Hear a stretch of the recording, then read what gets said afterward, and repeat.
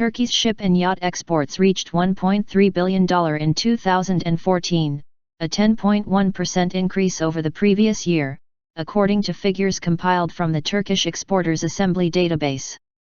Some 72% of the exports were made from Istanbul and 18% from the northwestern province of Yalova.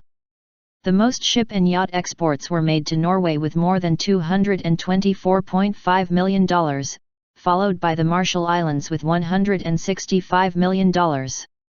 Turkey also exported ships and yachts worth $121.5 million to Iraq, $93.6 million to Malta, $88.3 million to Germany and $64.6 million to Italy.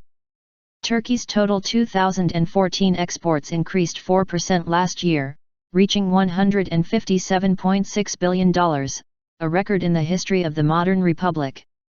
Although the figure remained slightly below the government's target of $160.5 billion, the record, which came at a time when Europe, its core market, is facing shrinkage risks and neighbors are challenged by internal tensions, was welcomed by business organizations and the economy minister.